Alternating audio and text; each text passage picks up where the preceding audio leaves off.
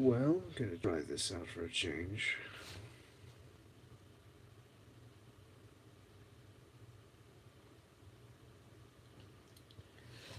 Live streaming on the phone, never done that before, so... Hello, Miss Geek. How you doing?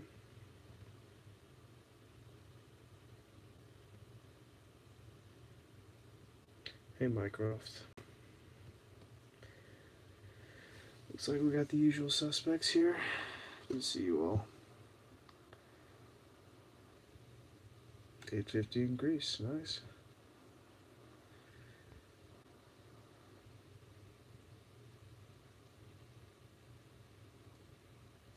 So, oh, just got out of school, cool. Yeah, anyway, so, Q&A time, or whatever. Yeah, so, Tatum Thomas says, love the new video, thank you.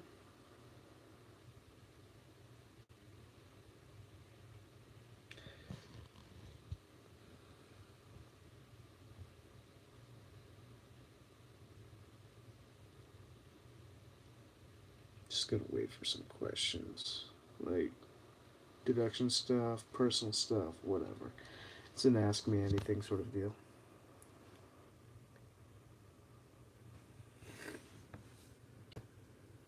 Glad you guys like the new video. It's a bit of an experiment, like I said. I like how it turned out.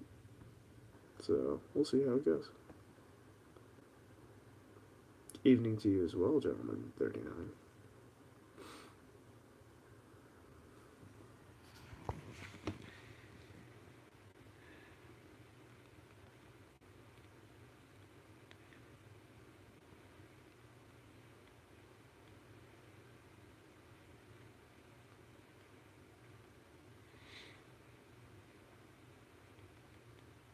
Couldn't see Fred and you panicked. Yeah, he's still there. Look at him. So tired. It's been a long day. How long were I thinking of making a video like that? You know, not too long before I started filming it, and I started filming it literally 30 days ago. So, missed that last one. Can there really be an end to human evil since it's hardwired? Oh, I don't really think utopias are possible, so, yeah. No, I don't think human evil is something that can be wiped out. And honestly, if we could, I don't think we would or would want to, because we're creatures of struggle and we strive towards things. That's our nature. So, in the words of Dostoevsky, if there were nothing to do but eat, drink, be merry, and busy oneself with the continuation of the species, it wouldn't take long for someone to light a fire or something. Anyway, hello, maybe a weird question, but what is your favorite thing about being able to make deductions? Being able to understand people. How do you deduce someone from their uniform, like a formal uniform, especially when they're dressing better than usual? Well, the context of the situation is really important in that case. Why are they dressing that particular way? It's more of a psychological analysis than a physical analysis. So you're going to be working with more dynamic tells, like nonverbal communication, verbal communication. What is the image that they're trying to present? What is the story behind the clothing choice that they have uh, chosen, right? Like everything is narrative essentially. You walk into a room, a living room, let's say, and the way that the room is set up is designed to be a living room, right? There's a couch, there's a coffee table, there's a TV. Everything in that room, down to the placement and angles of the chairs, tell you what the room is about. Same thing for the conscious choices that people make about their appearance, right? What is the story they're trying to tell? Once you understand the story they're trying to tell, you can understand a little bit more about them. Even so, if there's a limited amount of physical tells on the clothes, there will still be some. Look at the age, estimated uh, estimated worth, economic worth of the clothes, of the price, right? So, uh, The style, the color, all these things give you insight into personality, potential income, social standing, self respect. You know, it's looking at it all in conjunction with one another. Look at the context. Look at the clothes themselves. Look at the tells that are available on the clothes. Don't just look at the clothes, look at the physicality of the person. Look at the verbal communication. Look at the nonverbal communication. You put it all together, and when at first you were lost because they were wearing a uniform, now everything becomes more clear.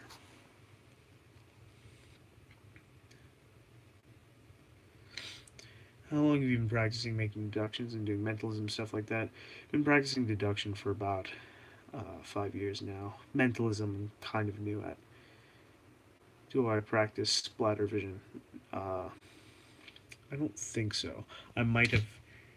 I might employ such a technique without knowing the name of it. I've had techniques like that before where I discover them independently, although they've already been discovered and propagated by others in the past. So, uh,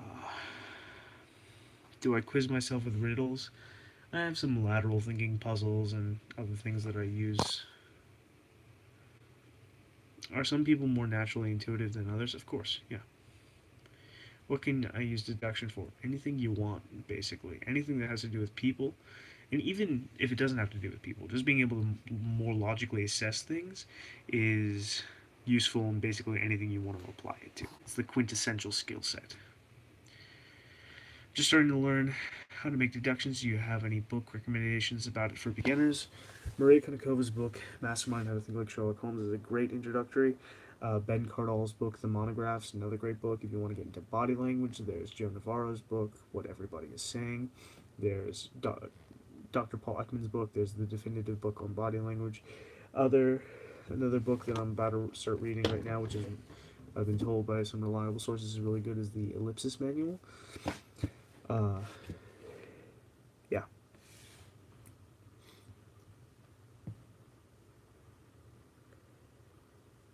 Do I meditate? Sometimes. I should do it more regularly, but I don't. Oh, that was fun. Sorry about that, guys.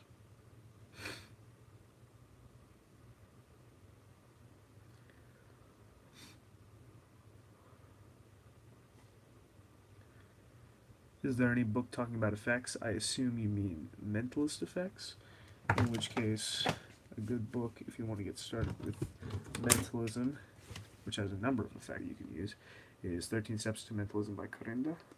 Great book. Arun Blaze asks, I'm curious what a person could deduce from posture. Any chance you'll do a video about that in the future? Yes, so in the series of videos that I'm doing right now of the methodology of deduction, so right now we're going through apparel and paraphernalia. So we've gone through the general structure of the methodology of breaking the observations that you make into four distinct categories: physicality, apparel and paraphernalia, verbal communication, and nonverbal communication. We're starting with a deep dive into apparel. So we've talked about estimating the age of clothes and the expense of clothes and luxury items. We're going to go into other things. We're going to go into a deep dive of shoes and pants and shirts and jackets and all that. And then once we're done with apparel and paraphernalia, we'll go into jewelry as well and all that. We'll go into physicality, right? And then we'll talk about verbal communication, and then we'll talk about nonverbal communication. You can deduce a bit about a person based off of their posture. Posture can indicate not only personality things, but there's also just physiological reasons for posture as well. Development of certain muscle groups, which has to do with the particular movements people do day to day. So a builder will move in a different way to a sailor. Someone who sits down at a desk will move in a different way to someone who walks around a lot, right? So posture, walking gait, things like that, they all tell a story. And we will get into that. We'll get into that more in physicality, but then we'll talk about the personality indicators based off of posture when we get into nonverbal communication. So, yeah.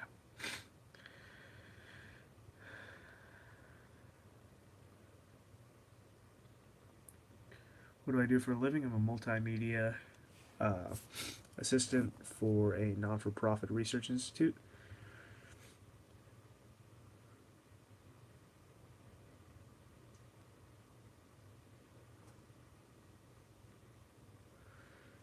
Whale God says, I have to sleep, but you're my favorite person, and I hope you have a nice night. And my swanky fellow, why thank you.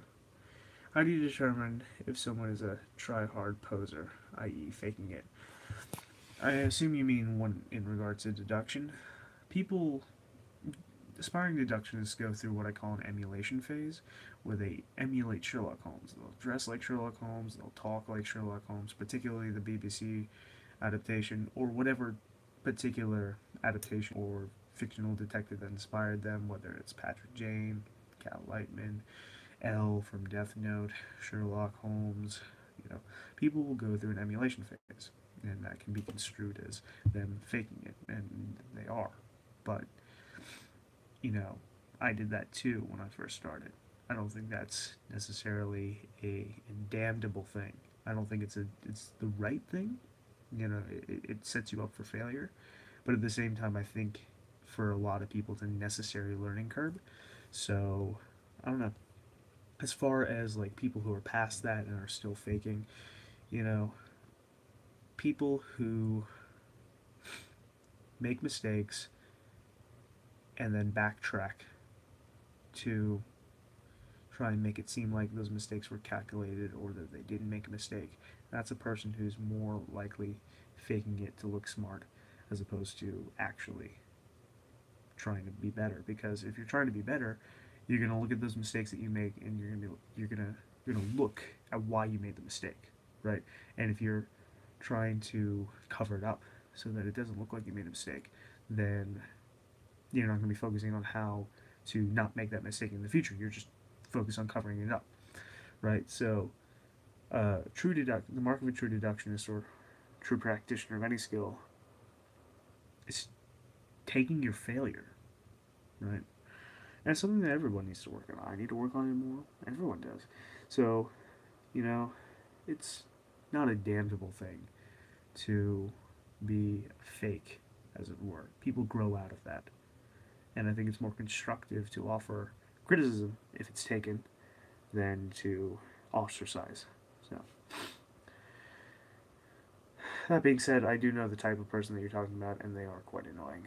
But that doesn't mean that we can't try and help them along. Anyway.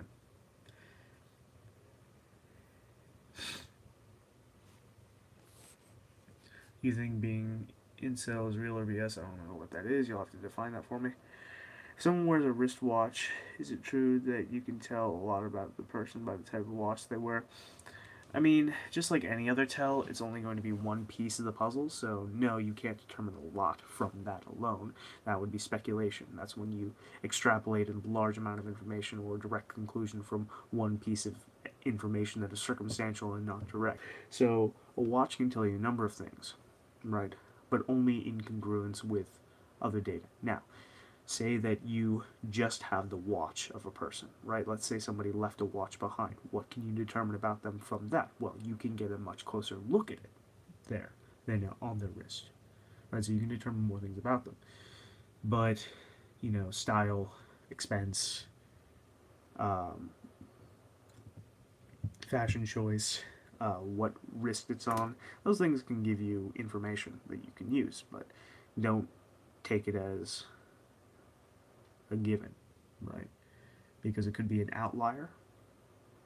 So let's say it could be a gift, right? That would mean that the implications of the watch might contradict the implications of other aesthetic choices the person has, right? Or indications of wealth, right? So you have to take things at a case-by-case basis and observe in context.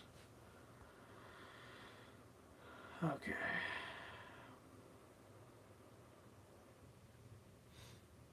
What's wrong with your right eye? There's nothing wrong with my right eye. It's not my right eye, it's my left eye. The camera's just flipped. When I think, my left eye squinches a little bit more. That's just because I raise my eyebrows in a particular way. It's just part of my baseline when I think. There's really no physiological or any medical reason for it. It's just that's part of my baseline.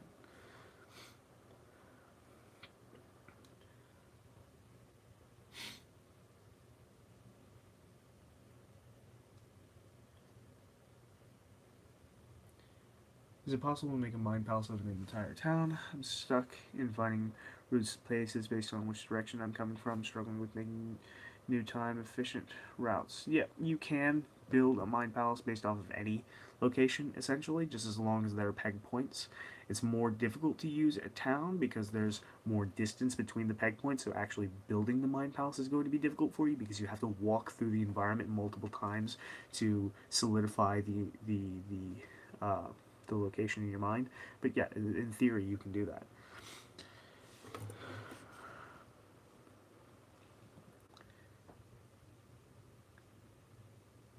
Clay Mason says, I've never been more happy to see this channel live than tonight. Oh, thank you. How much can you use about people online? Depends on how much there is online. Depends on your emotional investment. Depends on a lot of a number of different things.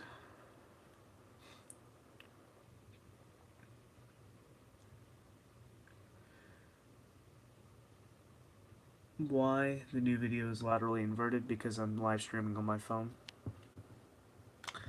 and I have no control over the mirroring of the image, and it's in I don't know, really. If it bothers you that much, I apologize,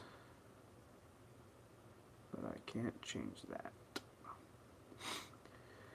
Does it really help if you write down your deductions in a journal, or is it just better to go at it without one? We're going to talk in a upcoming video about mind mapping and deduction mapping, essentially. So it is extremely helpful, particularly for the beginner and even for the veteran, you know, to map out your deductions. So let me show you an example of one.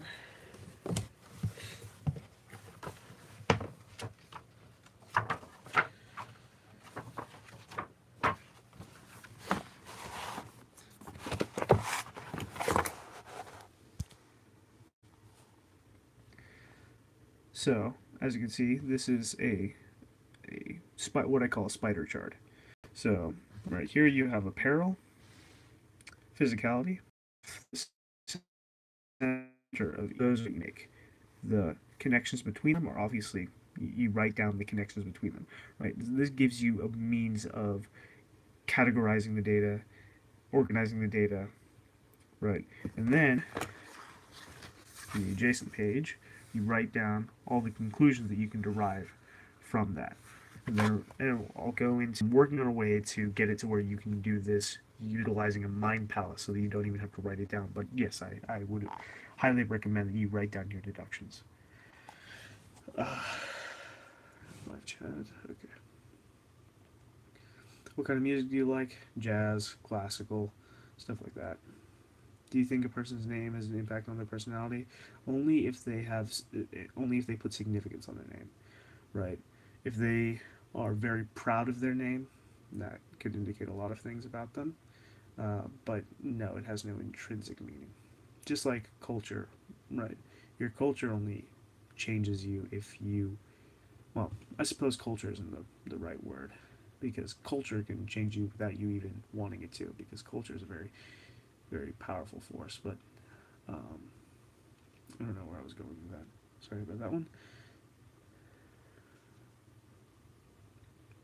Have you studied cognitive functions at all in MBTI? Yes, but MBTI really isn't super reliable because the problem with it is that it asks the questions wrong.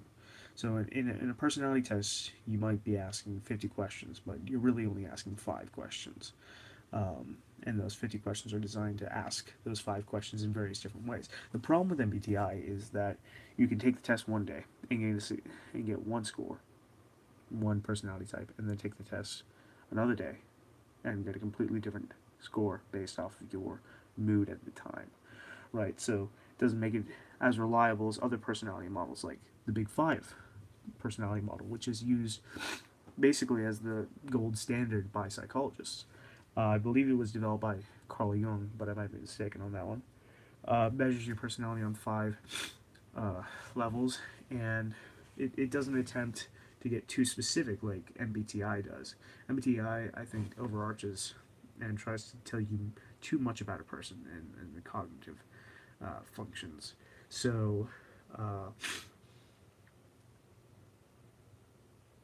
for the Big Five model, is less specific, more broad, more general. That's why it's used for statistical analysis. So, yeah, I mean, you can utilize MBTI models in analyzing a person, um, but take it with a grain of salt and utilize it as one tool, not the tool. Okay, that's what I have to say about that.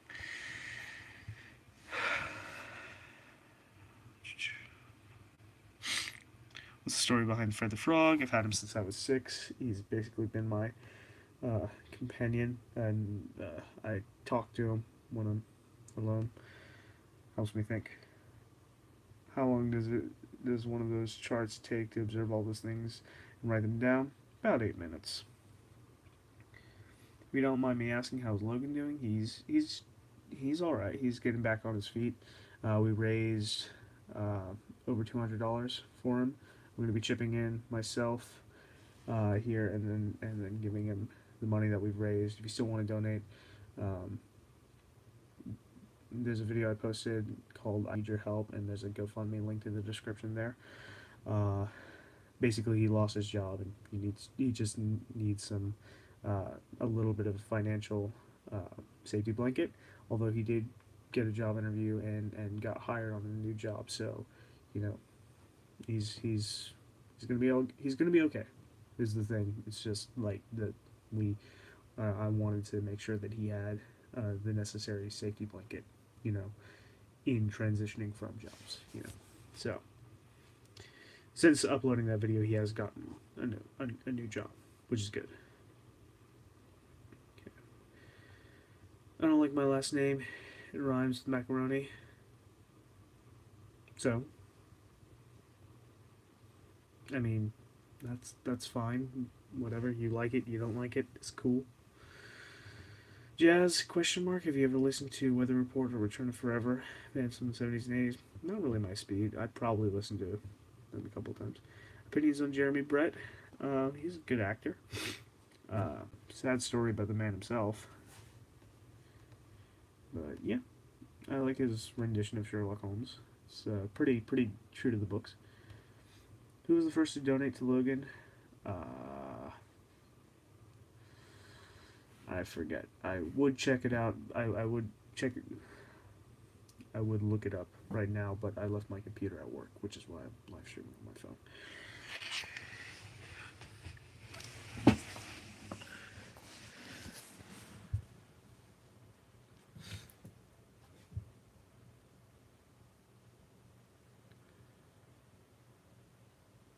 Any other questions?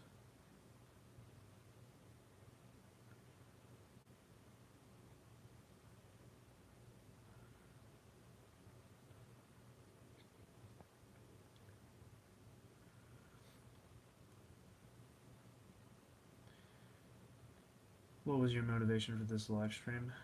I was bored and mildly sad, so I wanted to be less bored and less sad, so talking usually helps. Wow, this chat is going much slower than usual. Yes. How do you deduce a couple? Depends on what you're trying to deduce. It's a bit too vague of a question.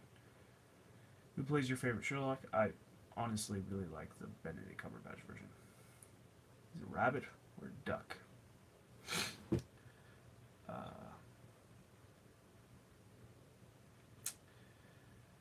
Option C, none of the above? Question mark. Do I like photography? Yes. I love photography, actually. Why were you sad, if you don't mind me asking? Not really something I want to talk about.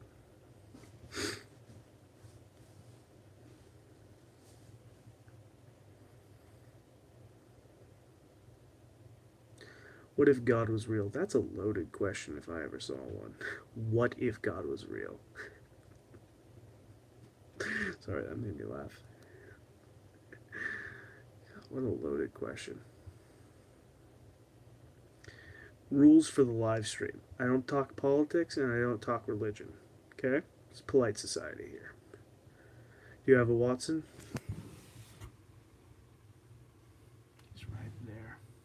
CM. I have many Watsons. Basically anyone who will listen to me while I talk.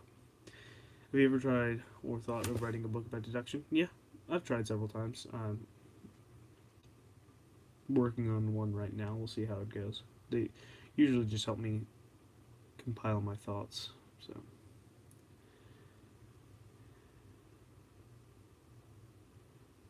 Sir Leper says, I was just sad. Watching this live stream is helping a ton. Thank you. Well, I'm glad I could help you be less sad. Is that Fred the Frog paper always up or just for video and live streams and videos? Yeah, it's always up. It'd be inefficient to take it down. The reason I put it up there was because people were confusing Fred with Pepe the Frog and were asking if I was a racist, which was like, I wanted to clear that up. So I put that sign up. So, not Pepe, not a racist.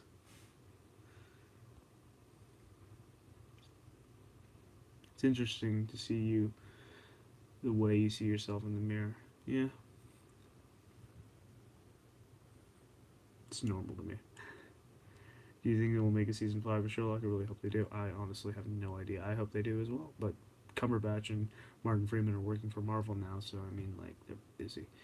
What do you consider the main area of interest / prowess in regards to your powers of deduction, cold reading, body language, etc.? I try and have as much of an even spread as I can in my skill set. I've been studying static tells, so apparel and paraphernalia and physicality, much longer than nonverbal communication, although, like, I do have a natural talent more for analyzing verbal communication. So I'd say nonverbal communication is probably my weakest point, although I'm studying that out a lot right now. Then it would be those static tells, so cold reading, apparel, paraphernalia, physicality, and then it would be verbal communication at the top. Is probably what I'm best at.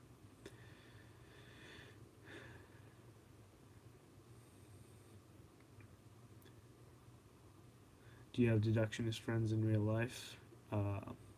This is real life, bro. Life is real. If you mean like people I interact with face to face without having to utilize technology to interface with them, no, I don't really have deductionist friends in that capacity. What do you usually aim to look for when deducing? Apparel and paraphernalia, physicality, verbal communication, and nonverbal communication. Break up your observations like that, and you really can't go wrong. But as far as specific questions, I let the data speak for itself and don't try and introduce a theory or a question into the mix before I have the data. Season 4 of Sherlock BBC was too much of an emotional roller coaster. I mean, it was great, but it was so painful. I like stuff like that. What's my favorite candy? Black licorice, like real black licorice. What single book do you think helped the most in learning deduction?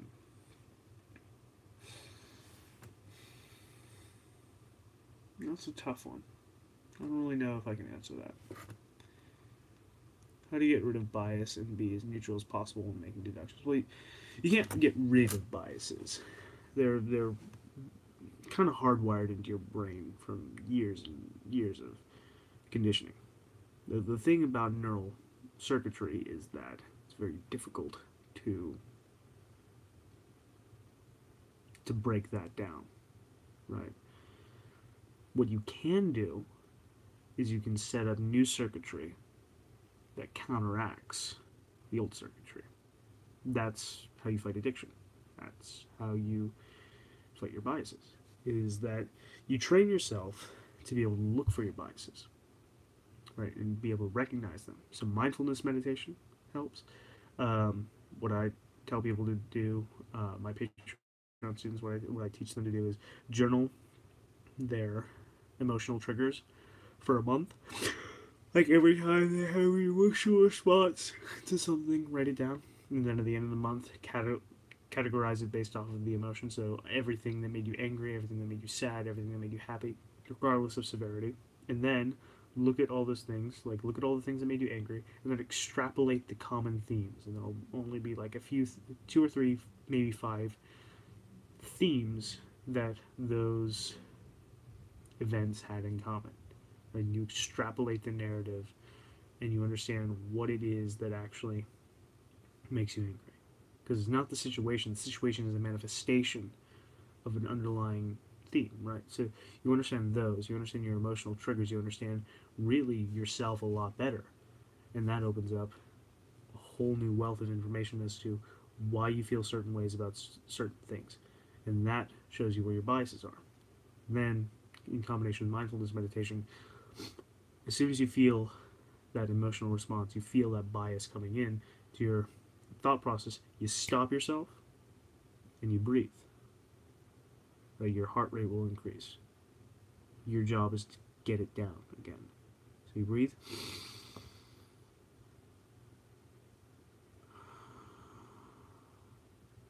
You let it go. You breathe until your heart rate goes down, and you can control this. And then you go on with your logical train of thought, having extracted the emotions from the situation.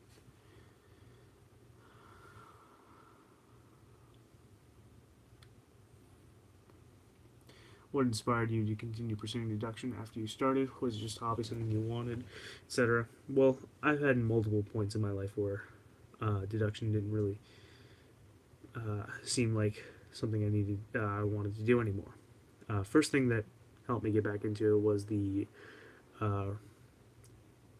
coming up of new deduction channels that helped spur me on in terms of competition, and that competitive mindset helped get me back on track.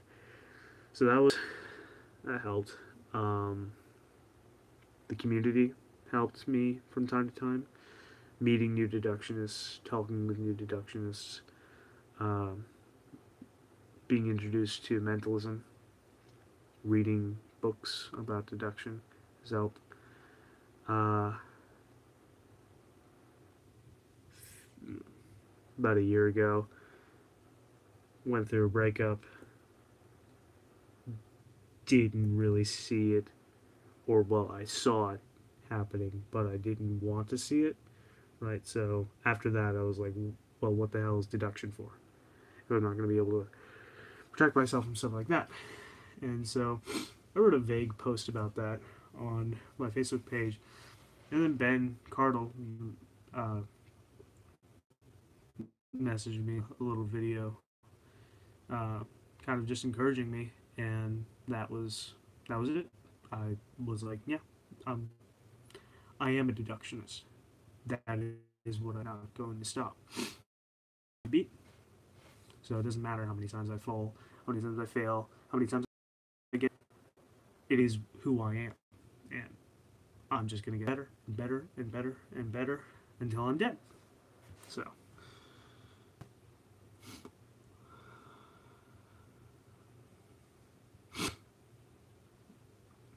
A month of emotional responses would take up thousands of pages for me. Well, that's what you gotta do. Do you think it's more difficult to make objective deductions about people you know since you already know a basic set of things about them? Yes, but you can, at the same time, knowing those basic things about them enables you to make various deductions about them that you wouldn't be able to make about strangers, right? With strangers, you're profiling them. With people that you know, you're making deductions about their particular feelings, the daily goings on of their life, right? It's a different animal altogether. So, yes, your emotions can get in the way, but you train yourself, right? And you do keep a little bit of a distance, and that's okay, to a certain extent. How do you get rid of emotions when trying to remain neutral, for example, while under pressure? Again, breathing techniques, mindfulness, meditation.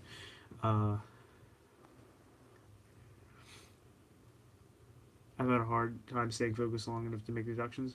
I just have so many thoughts going on in my head all the time. How do you stay focused? Writing them down, doing the spider charts like we showed, helps. If you get any superpower, what would it be and what would be your reason? I would very much like to have the ability to deduce to the fictional capacity that Sherlock Holmes does. Right? Because there's embellishments there. And that is a superpower. The reason I got into deduction, one of the reasons, I suppose, was because it was a real superpower that I could have.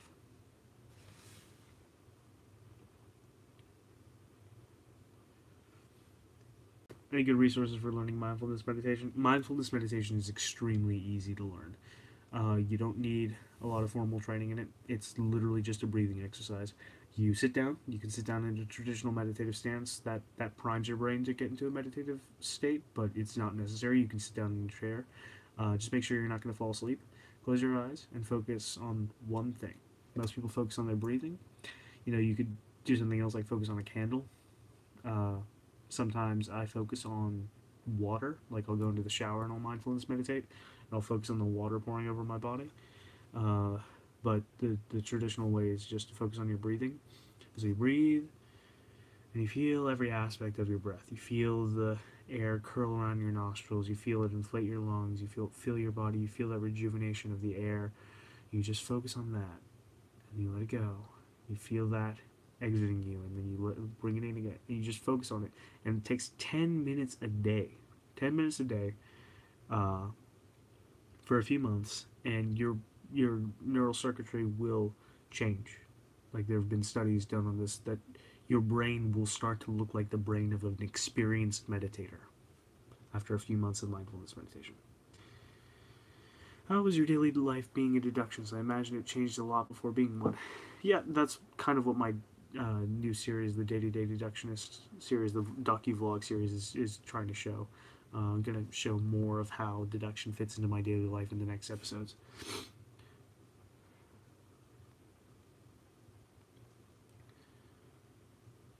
Focusing on the situation has been what helped with me.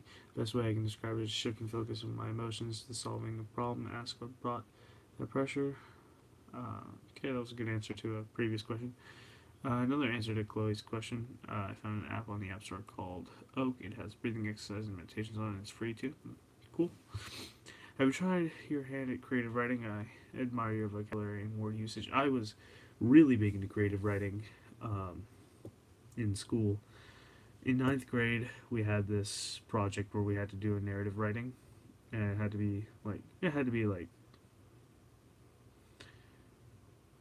be sizable, like 14 pages or something like that. I wrote 60 pages, or so. I still have it somewhere. But yeah, I wrote a full-on book, essentially, because it was 60 sheets of like 8 by 11 paper. Right. So I love creative writing, and I've been thinking about getting back into it. Let me know if you guys want to see me do some creative writing. I could do that. Chloe says my issue is when I'm trying to focus on my breathing. So that's one thing I panic. If I keep doing it, will that fade? Yeah. If 10 minutes is too long, start with 5, and then do 2 sessions of 5 a day, and then eventually work up to doing 1 session of 10 minutes a day, right? So you can break it up as you need. Like, if 10 minutes is too much, if you're panicking after like 5 minutes, or 2 minutes, just lower it down to 5, and then push through those last 2 minutes or whatever.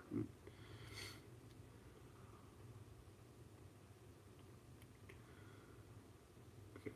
How do you think? I think colors and shapes that dissect into other shapes.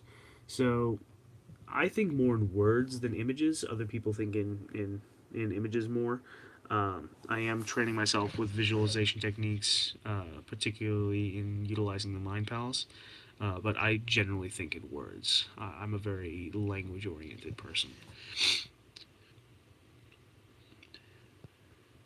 But I can think in images when I need to, especially when, like, trying to construct something. I can imagine it in my head pretty well.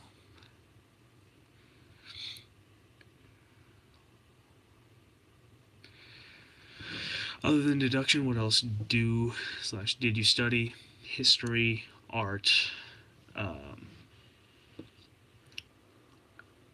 science. I love science. Psychology.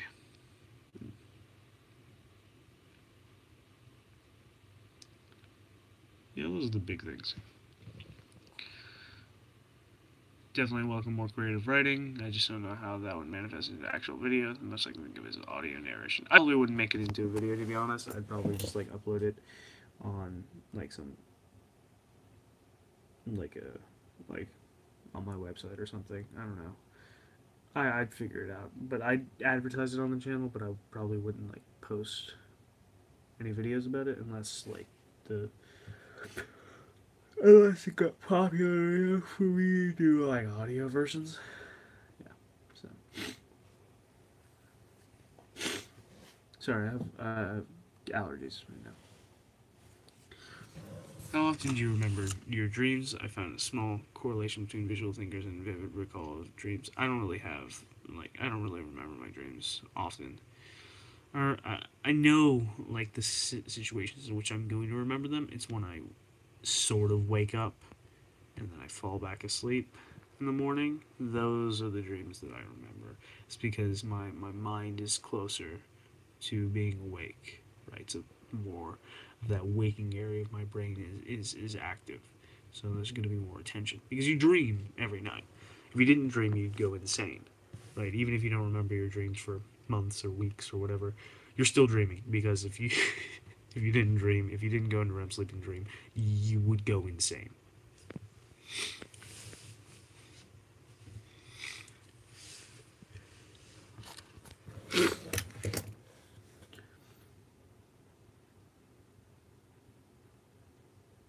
Have I tried lucid dreaming? I have, but I wasn't very successful with it. I lucid dreamed once, but that was on accident. Do you think being an introvert or being an extrovert has an advantage in making deductions over others, over the other? I actually, one of my videos, I talked about the pros and cons of both, right? Both have their pros and cons. As an introvert, you feel more comfortable observing people statically and stepping back from the social situation and observing people as they interact with others. That can give you a lot of information. Also, what can give you a lot of information is being extroverted enough and socially adept enough to ask the right questions to people. Right? Not getting direct answers, but gleaning information. And then logically putting it together as a deductionist. So, they both have their pros and cons. I think the more classical deductionist is the introvert, and probably more introverted people are drawn to deduction. Actually, I know that for a fact because on that video, I had people take a personality test, and most of them scored introverted. So, I think there's something to be said about introverted people liking the idea of being able to understand people without having to interact with them. I think there's something to be said about that, but that being said, it's not necessarily better or worse than being extroverted. Have you thought about recording your dreams? Reading can help improve memory. Uh, Honestly, I don't have the time for that. There was a Star Trek episode where something was preventing the crew from getting REM sleep and everybody went crazy. It was interesting. Yeah, that's what will happen. Why would you consider yourself why would you consider yourself as an introvert or otherwise? Um, well, one, I've taken various personality tests and they all say that I'm lean introverted. Uh, Two, I've always felt more comfortable in small social circles. Three, I get drained by social interaction. Four, um, I've had social anxiety for a lot of my life. I've gotten a lot better about it recently, in recent years, but um, plus I'm a high functioning autistic, so social interaction has never been my forte. So all those things combined, I am fairly introverted. But that being said, I've trained myself to be socially adept enough to function not only well enough, but sometimes exceptionally in social endeavors. So I have developed some charisma, something like that. I don't know.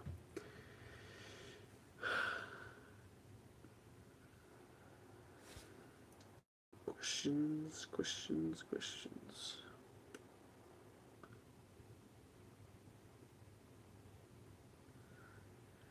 Any more questions?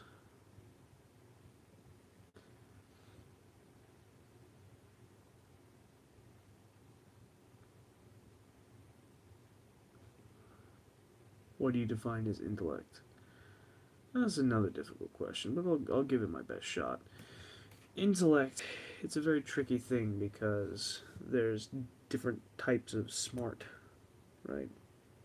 There's verbal IQ, there's mathematical IQ, there's, people. Ultimately, what determines if you're smarter than another person or not, as in IQ, has to do with gray matter density in the cognitive processing areas of your brain, prefrontal cortex, stuff like that, right? Gray matter density determines how fast neural connections can be made, right? So a person with a higher IQ, so higher gray matter density in those cognitive processing areas of the brain, they will not only conceptualize ideas faster, but they will have a wider range of things that they can actually conceptualize, right? So in that sense, that is a fairly scientific definition of intellect, but that's still quite broad. So, someone can be quite smart linguistically, but not so great in math. Someone can be quite great in math, but not so smart linguistically, right? People have their strengths, and people specialize. People are very highly specialized. That's why we work in groups, because no one of us does everything, right? So, yeah, that's my attempt on that one.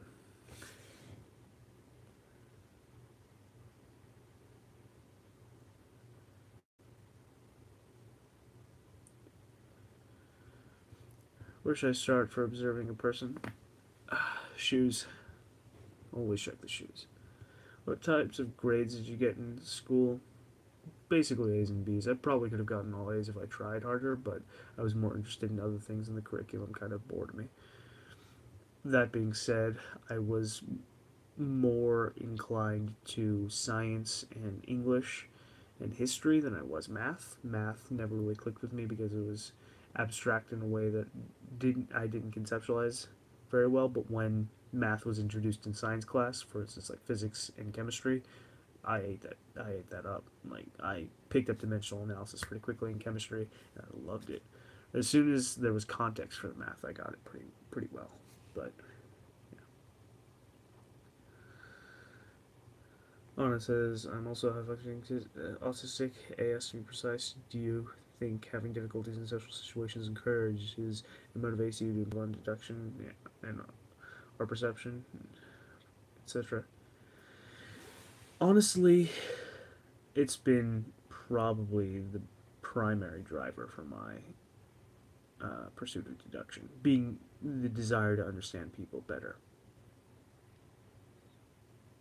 That being said, I don't, I still don't understand people, particular people, that is. When emotions get involved, IQ goes down. But yeah, wanting to understand people, social cues, things that people pick up naturally. For me, I didn't pick them up naturally. You know, I taught myself sarcasm. I taught myself a lot of things. And so I'm not content with being able to understand people as other people understand them. I want to be the best at understanding people. So that's a big motivation for me. Doesn't mean I'll ever get there, but I can sure should try.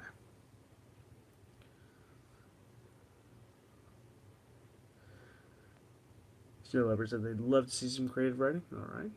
Can you use anything from someone's taste in music? Yeah, sometimes. Um, complex pat. So, musical appreciation is interesting.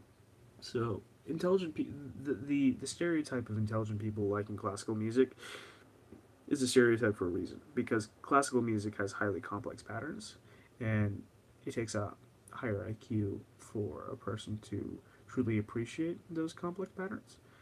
Same thing with jazz, because jazz is basically bastard classical. Uh, Other styles of music like that. That being said, an extremely intelligent person can appreciate more repetitive and less complex music, um, in the sense that it's a way to help them relax their brain, right? So, uh, so you have to take that at a case by case basis and not extrapolate definitive conclusions based solely on their taste in music. There's also cases of people gravitating towards specific types of music for the sole purpose of giving the appearance that they're intelligent, right? So they might not actually like classical, but they pretend they like classical and listen to classical just to seem smarter. Those are pretty easy to spot because they'll know nothing of classical music. Like they'll know the big composers, but they won't have a genuine appreciation, and they won't understand the really anything about the music. So can you deduce? Can you use deduction to analyze why some novels are popular? That's more a psychology and sociology thing. Pushbucky was asking about the what intellect, what I would define as intellect. Says that the reason I ask is because I feel so insecure about my own intellect, and I'm thinking that intellect is more subjective than objective in some sense. You know, I know where you come from. Right, you think that, we're taught to think that mathematical intelligence is the quintessential intellect. Um, but for those of us who like to logically think things out, who are very philosophical, very linguistically intelligent, but not super mathematically inclined, that can be quite disheartening. I get you. That being said, intelligence isn't entirely subjective, but there are, you know, multiple avenues by which the brain specializes, if that makes sense. But yeah, I would agree that it's not subjective at all. Would you consider yourself a misanthropic person? No. A misanthropic person would be someone who hates humanity. I don't hate humanity. I'm disappointed by humanity more than anything. I don't have faith in humans. I don't have faith in people. People, in my estimation, are more bad than good. People who are considered by general society to be good aren't usually good. They're just never put in a situation where they can be bad because they fear the consequences. So I'm in line with Nietzsche on that. Most people aren't good; they're merely obedient cowards. That being said, it doesn't mean that good people don't exist, and it doesn't mean that I think that the human race doesn't deserve to exist because I don't think either of those things. I'd rather see us improve than see us gone because I mean nobody, as I say, nobody that most people don't actually hate humanity because people don't act that out. Some people do, and they're very easy to spot out. You know who they are, right? Because they shoot up schools. That's a rejection of being, of life, of that's true hatred for humanity and existence, right? But most people don't act on that. People's actions show you more of what they believe than what they say they believe. So, yeah.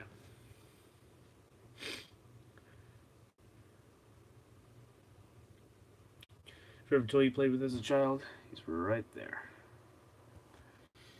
Not that it really determines anything, but out of boredom, what's your IQ? Uh, I don't know my IQ. To be to be entirely honest, my brother has an IQ of 145. My sister has an IQ of 130. Um, I haven't gotten my IQ tested. Well, I did get it tested in fifth grade, but I didn't get the results back, and I haven't gotten it tested since then. But IQ tends to go down uh, with siblings. So my brother is the oldest, I'm the middle, and then my sister is the youngest. So IQ tends to be highest with the oldest, and I keep up with. And my sister's father has an IQ of 140. My mom has an IQ of around that as well, and I keep up with them just fine, and am able to think just about as quickly as that. My brother processes things a little bit quicker than I do, but then again, he's less conscientious than I am, so he's able to jump from one idea to the next. I'm a little bit more systematic and structured, so so based off of all that, I would probably have an IQ between 138 and 143. That would be my estimation. Uh, so.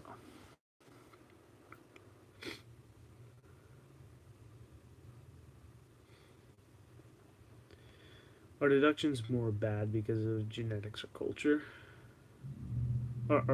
Sorry, are people more bad because of genetics or culture? Um, I wouldn't say genetics because biology determines a lot of things about people, but that's more universal among people cross culturally. Cultures really either accentuate biological characteristics or they put them down. So, are some cultures better than others? Yes. How do we know that? Because some work and some don't. How do we know that some work and some don't? Because some societies have fallen and others have continued to survive.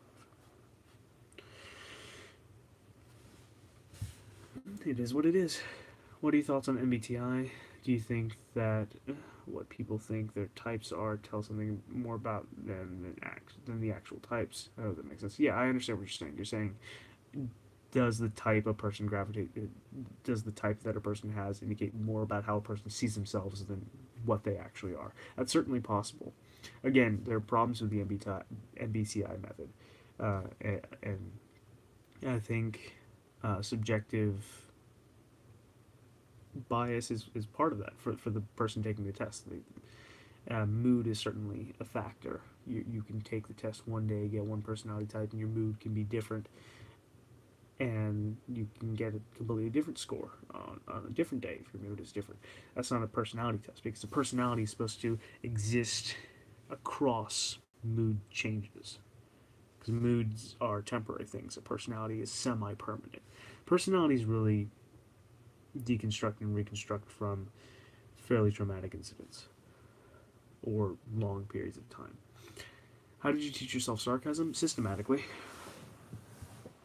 I I spent a long time analyzing people's vocal patterns and not just both structure of sarcastic comments, context, general context of sarcastic comments, uh, and of course vocal pitch, change in pitch, stuff like that. So for the most part, that's how I did it. Took me a long time. Didn't really quite get it until I was about 12, and then I became a really sarcastic son of a bitch. So. See, my style of humor is when I'm joking to play it completely straight face and act like I'm serious, and when I'm serious to pretend like I'm joking. That way, nobody really knows where I'm at. So it's kind of my way of getting revenge on the world for because now nobody understands where I'm at. Because before I didn't understand where anyone else was at. So yeah. Do you think the type of TV show someone watches can affect their personality?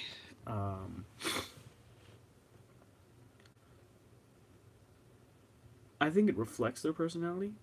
Uh, I think the younger you are, the more it actually influences your personality because what are shows? What are movies? They're narratives, right? And narratives have been around with us for a long time. What is the purpose of narrative? And the purpose of narrative is essentially simulation. It's you imprinting yourself upon a character and seeing those character qualities played out and how that functions in that story, in that narrative, and hopefully that narrative functions in a similar way to yours as far as the underlying substructure, even if the overarching mechanics are different. Right? So, what kids will do, they'll hero worship. And as you grow older, you continue to do this. You continue to emulate and extrapolate character traits from various protagonists and heroes, and you graft those onto your personality, right? You take what is the most functional and what fits you the best and try and graft that onto yourself. And for kids, it's a pretty subconscious thing. For adults and adolescents, it should happen less. That's why emulation isn't exactly a good thing for an adult or an adolescent, because your personality is already fairly developed. So you shouldn't be trying to change and pretend to be someone that you're not. Right? You can see a skill set, you can see a quality that you might want to improve upon yourself by watching a narrative play out. But that doesn't make you. That doesn't mean you should strive to be everything that that person is. Right? Okay.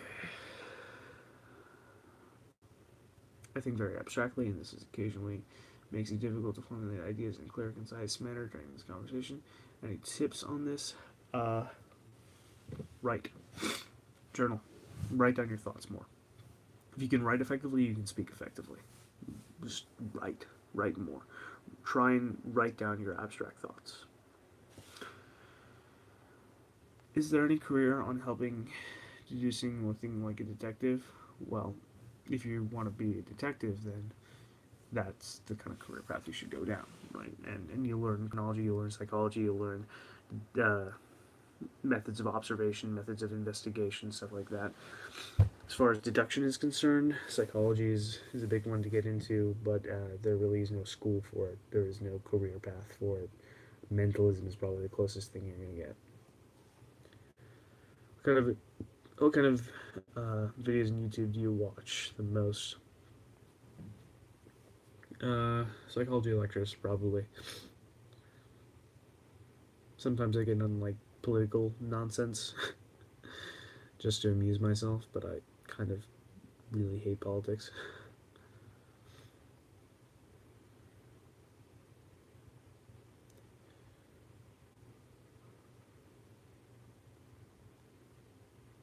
Deadpan deliveries are the type of sarcasm I usually don't understand, yet it's the one type I'm most exposed to, so you're certainly getting your revenge. Thanks. Another tough question for you. What do you define as truth, or what is right? Oh man, you just opened a big can of worms. I'm gonna try and put this phone right here for a second, so I don't have to keep on holding it. That works. That's better. Alright, what do I define as truth? Okay, so here's the thing. Truth is a really weird word, because it's not the same thing as fact, and we can strew the two. A fact is something that is, well, factual. It's something that's verifiable empirically as something that is intrinsic to the physical universe, right? That's a fact, right? But a truth is not necessarily that. A truth can be a fact, but it might not be. Truth can come in a variety of different manifestations, if you will.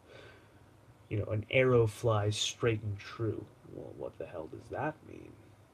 Well, arrows don't actually fly straight, right?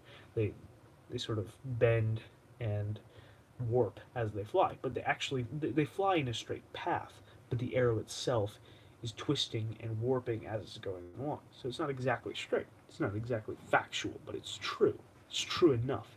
It's a truth that transcends the fact, if you will. It's something that's functional. Right. So then you have Jungian hypertruths, right? So narrative truths, archetypal truths. So things that you can extract from narrative. Right? A work of fiction can be true, even if it's not factual. A work of fiction can be true because it's true across time and across individuals.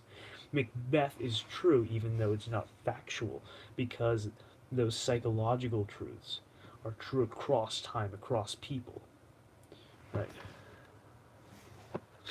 So that's sort of how I define true. And what I define as right, that's a bit tougher, because that's when you get into morality. But, and this is something I was thinking about recently. Can you make a purely deconstructionist case for a definitive morality? That was the question. Regardless of religion, culture, anything like that. Can you make a case that purely deconstructively that there is a right morality and a wrong morality? Okay, so I took an extreme. Let's take the Nazi morality, for example, the Nazi moral theory. The idea is that you can kill a group of people, you can exterminate them off the face of the planet if they pose some perceived threat to the larger group.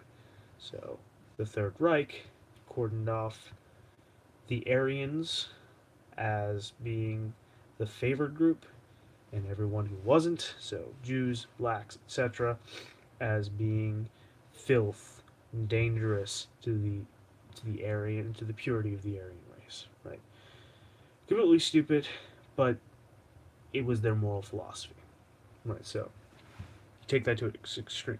Let's say that they did succeed in exterminating those other ethnic populations. What happens then? Well, humans categorize. That's an extension of consciousness. And for our purposes, let's assume that consciousness is an extension of the biological entity. And every extension of a biological entity that survives is there to help the entity survive. So consciousness is essentially biology's multi-tool for survival. You can, if you are conscious and you can think abstractly, then you can create things that allow you to exceed your biological limitations. That's what big brains do. Right, so consciousness is an extension of the biological entity. Let's assume that morality is a further extension of consciousness that exists as a means to prevent consciousness from destroying itself. So if you have a morality that we're going to say is wrong, the Nazism morality, and we'll get to why it's wrong in a second. So what happens when you exterminate all those other groups that aren't part of the primary group that's favored?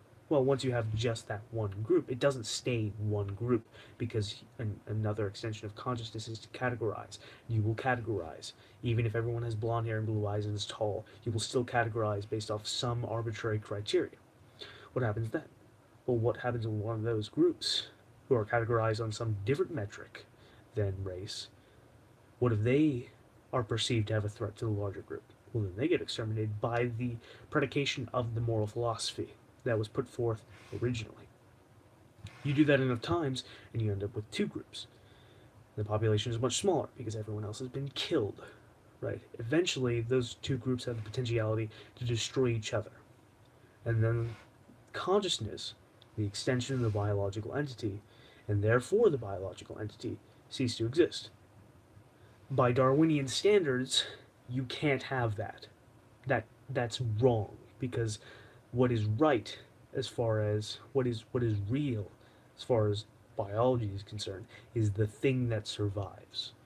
So in that sense, you can make a deconstructionist case that there are certain moral philosophies that are wrong because they when taken to their logical conclusions result in the destruction of consciousness. So, following that same logic, you can basically do process of elimination and figure out which general moral philosophies or what types of moral philosophies are functional and which ones are not. And you'll find there's a small list of ones that are functional. And the ones that are functional are the ones that are with us today. Because moral philosophies that have been the predication of societies in the past, and those societies have fallen internally or even externally, indicates that their fundamental substructure was fundamentally wrong because it didn't work. So, yeah. I'm going to go over here because this is where my charger is. And my phone is dying, so. Gonna plug this in.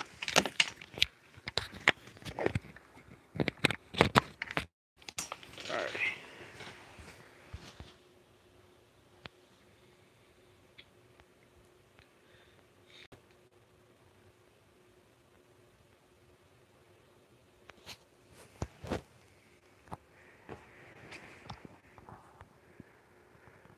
The real question is, are you a detective I'm not a detective, although I'm looking into getting my PI license. Napoleon Hill studied a bunch of rich people and supposedly deduced their secret to getting rich in his book Think and Grow Rich. Do you think there's anything to it? I would have to read the book before I make a hard stance, but generally those get rich quick schemes based off of the habits of rich people don't really work out. They set you up for failure because usually all those habits indicate is high conscientiousness, right? That doesn't necessarily directly mean that if you are highly conscientious, you're going to be successful or as successful as them. It will certainly help you. Cleaning your room, planning things out, being orderly, being more structured, it'll help you for sure. But it's not necessarily going to make you the next billionaire.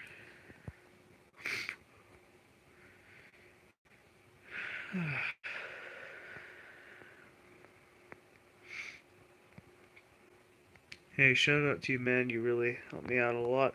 Keep up the good work, bro. Cheers. Why am I up? I'm asking myself the same question. Is it possible to tell the difference between if someone is naturally ambidextrous or if they learn to be ambidextrous? I haven't looked into that enough to tell you. Random Stranger says I need to sleep, but I'd like to watch the rest of this in the morning. Kindly don't put this video on private. I'll think about it. Have you ever tried to learn to be ambidextrous? I have tried, but I haven't worked on it enough. Do you know how to pick a lock? I have a lock picking set, but I haven't practiced enough with it. Do you ever use deduction to solve mysteries? Occasionally. I think you should make a book on deduction. I'm currently writing one, but we'll see how that turns out. Any other questions? I'm in bed now, so like it's only a matter of time before I like call it quits. So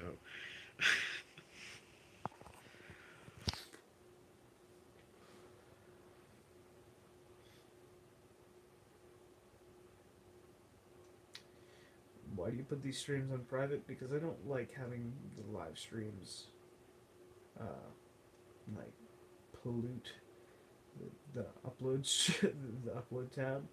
Right, I like to have more of my real videos in there. Plus, I say some dumb shit on live streams because I usually live stream at 2 in the morning. So, you know, I don't want all that to be immortalized forever. Don't drop the phone in your face. Oops. Just kidding. What has been the most useful use of your deductive skills? Just being able to understand people better. What is the universe? ... question mark. I'm just kidding, lol. I think you tried to answer. I think you're tired of answering my tough questions. Mildly, although those tough questions help keep my mind off of other things, so it's actually kind of welcome. What is the universe? It is what it is. It doesn't make any difference to us if it's something different than what we assume it to be. So, that's an issue of functional truth. So, have you ever lost your mind with the amount of thinking you do? Come close. I come close a lot, actually. But no, I haven't lost my mind.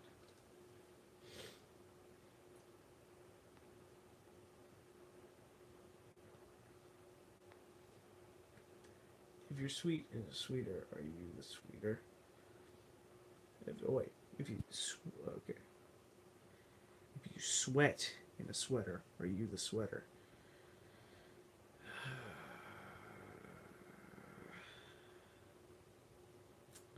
Out of curiosity, what mysteries have you solved and how did you find them? Well, I wouldn't say I've solved those mysteries that I've looked into, but because I didn't have the resources to confirm my hypotheses. But like I've looked into local crimes, homicides, stuff like that, and put together theories. There's some I need to come back to because now I have the capacity to go out and look at more resources to help confirm my suspicions. But yeah, it's a good mental exercise if nothing else.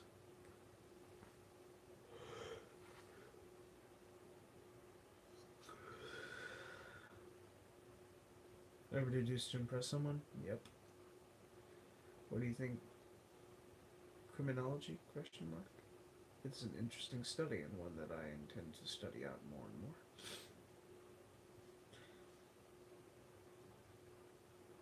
Have you heard of? Have you ever heard of the doll houses of death? Probably, but dolls are creepy. Do you know graphology? I know of it, but I don't know enough about it to use it effectively. I do know some handwriting analysis mentalism techniques, but that's not exactly the same thing.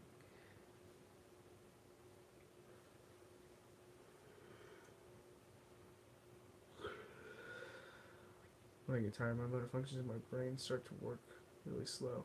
That's with everyone. It's a lack of resources. I also had a bit to drink last night, so. Have you watched case videos by other YouTubers like Rob Dyke? I find his serial killer file series to be really neat. Yes, I am a big fan of Rob Dyke.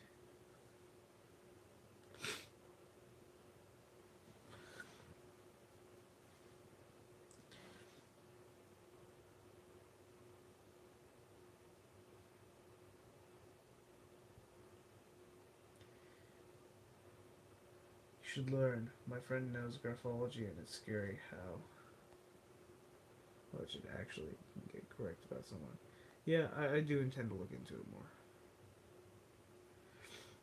more. S says he stays up for days sometimes. Not exactly the healthiest thing for you, but I get you. I have insomnia, so. What is your opinion on psychedelic drugs? I'm actually really, really fascinated by them. I've been studying out psilocybin more recently, and like the studies that were done in the 60s and such, and I'm really excited to see that those studies are coming back now. Psilocybin and psychedelics are so interesting.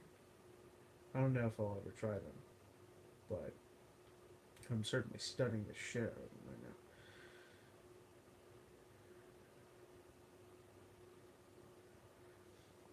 Why don't you put some videos on Udemy? You can earn a bit more compared to YouTube. I'll have to look into that. Have you ever tried? Have you ever tried polyphasic sleep? And what are your thoughts about it?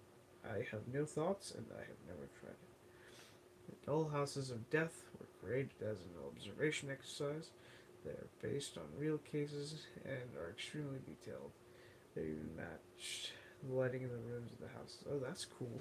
I'll have to look into that.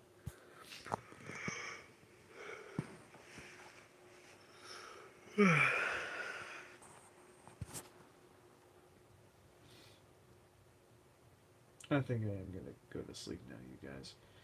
It's been fun. Any last questions? I'll take two more questions. First come, first serve. Have you ever tried lucid dreaming? I feel like it would be really good for practicing deduction. I already had that question, but I'll answer it again. I have tried lucid dreaming, and I've only achieved it once, but that was only on accident. Last question. One more question. First come, first serve.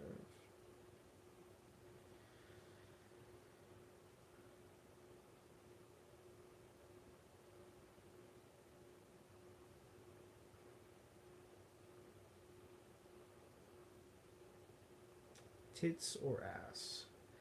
Is that really how we're gonna end this? Is that really how we're gonna end this live stream? Push pokey? Is that really? Is that? I'm. If you must know, more of an ass man. Like, girl's got a nice butt. That's yeah. That's. I don't want to end on that question. Stupid question.